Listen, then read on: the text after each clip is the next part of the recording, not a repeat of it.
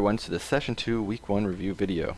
I'm going to start this video by talking about our Redstone challenge this last week and show you two examples of what I'm asking for so that you guys can all earn some quick money and figure out how to start using the redstone.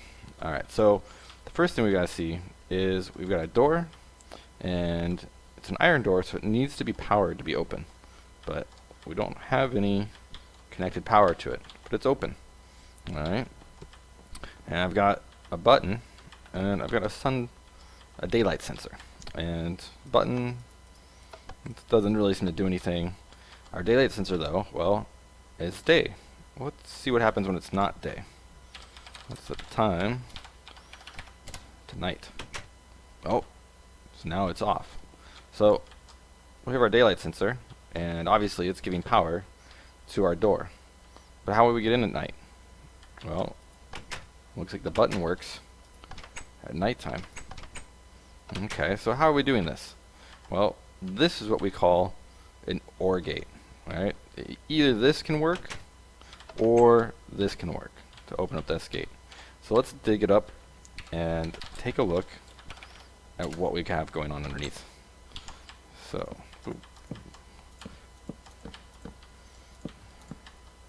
alright, so we have our daylight sensor, and it's providing power down to this block, which then, using the redstone, powers into this redstone block with this torch on the edge. And we got the button that's right here, and if I can do it, aha, you see it can provide power also at the same time. But when this is providing power, this torch is off, and so this button doesn't do anything because it's just adding extra power into this block that's already powered. It doesn't do anything. Alright, then we have a torch here, but there's no power going out of it. What's going on? Well, when you provide power into a block and you put a torch on it, that torch will deactivate as long as there is power. So you can see when we go back to nighttime and the daylight sensor loses power and our button isn't pushed, the torch is on because there's no power going to this block to tell it, hey, turn yourself off. So we get power coming over, and this power going into this block turns off this torch, which closes the door. So we're trying to make sure this torch is off so that this torch can be on and open the door. That's how our thing works. So you can see, we push that, the torch turns off, the door opens. Alright. So, pretty interesting, pretty easy way, and let's just keep our nice, well, not really nice looking, but our kind of redstone stuff hidden, and it keeps this area looking really, really nice and open and clean, and it just makes all your designs look nicer when you can just hide all the redstone, just have the buttons and the daylight sensors and switches out there to kind of give a look, see to everything. So that's an OR gate. Alright, it's just two inputs going into some shared connection and then powering out to single output, which is our door. Alright, it doesn't matter which one you use, the door will open regardless of that. So now the AND gate is the more difficult one. And the trick with the AND gate is that both of our inputs have to be on. So it doesn't do anything, and again, doesn't do anything. And if they're both off, nothing happens. But we'll put this to the on position, we'll put that to the on position, and suddenly our door opens. So this is more of a lock. Alright, the OR gate is more of convenience. You can have many different things opening that door for you. It's very easy, you just add them in, and away you go. The AND gate, though, is more complicated because there's only one way for that door to open, and it means the outputs have to be on. So let's take a look at what is going on here.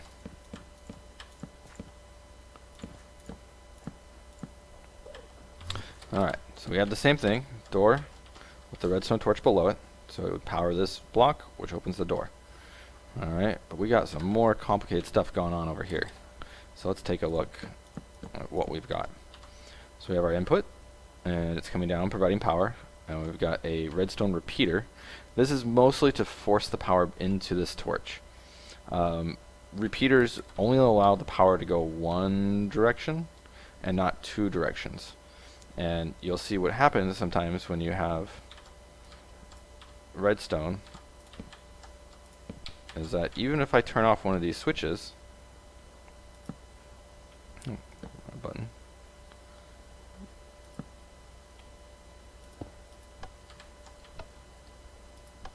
it won't turn off because there's power coming over from here. It's negating the power I'm sending into that torch. This also has to be a bit like this. Yeah, there we go. So we're turning off the torch, but there's still going to be power coming out of it and causing trouble. So the other problem is also that this will be pushing power back through some of our inputs at other times. So for right now, we always use a repeater to direct the power into the block with the redstone torch. It guarantees the power is only going to go in and the power won't go back out into our circuit. So we have our two inputs. We have our repeaters pushing power into the torch. And now, instead of just one block with a little torch hanging off of it, we have two torches with a redstone connection between them and a torch. And you can see this is on right now. But if we turn off one of our inputs, this middle square has power. And if we turn on our other one, the middle square has power.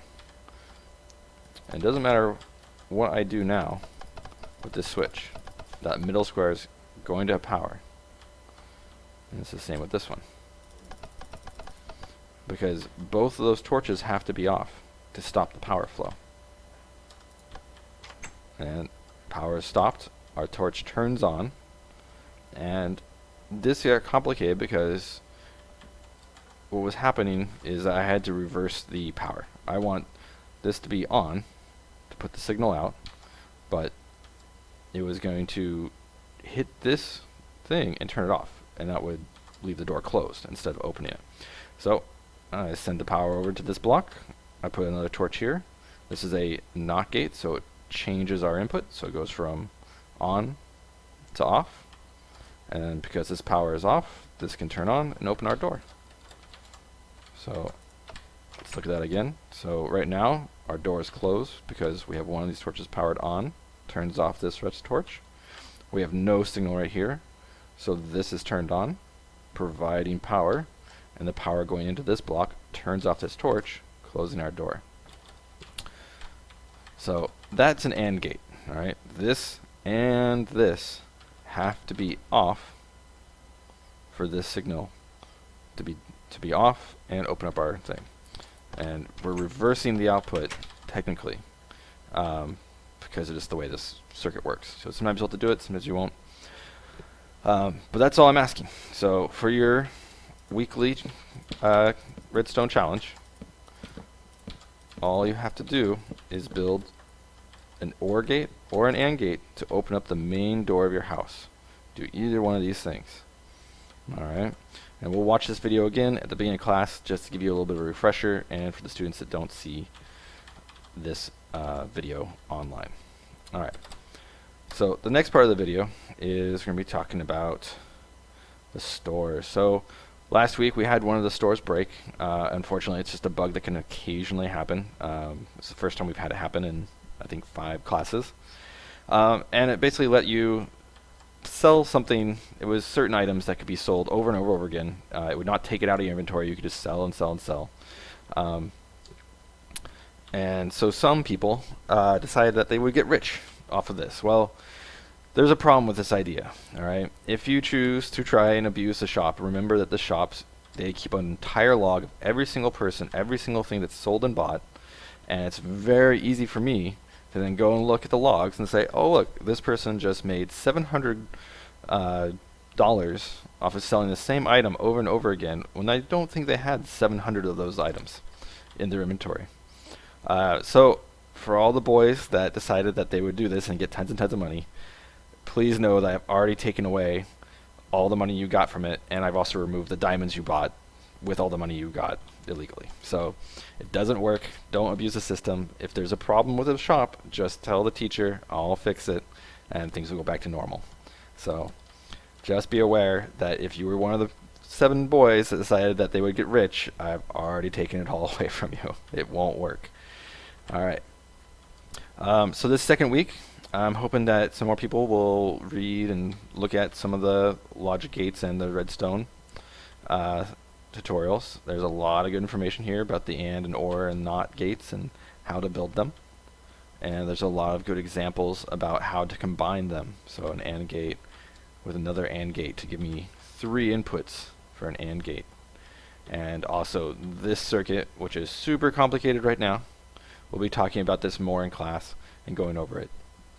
But it is an awesome setup, and I hope that people will use it more because it does so many useful things in Minecraft to give you a set and reset button for so many bigger, cooler things you'll be building, especially when we get around to the mazes and towers, and we want to have trapdoors and sticky pistons, doing all sorts of crazy cool stuff. Alright, so I looked around at all the tribes, and not that much was done. A lot of you guys were adventuring and explaining things to all the new students, so that was great. All the new students got some money to help them get started with their new stuff, and I gave who was it that helped out, got their person? I gave Leo and his team a gold bonus because they managed to get their new players set up with plots. And they were the only group that did that, even though I asked every group to do it. So I'm going to be asking all the mayors again this week to please help all your new players, not just figure out how to use all the menus and shops and everything, but also help them get started with a plot. So good job to Leo, and I hope you guys enjoy the bonus money and get some cool stuff with it. Alright, and that's the video for this week, and I'll be seeing you on Thursday. Bye.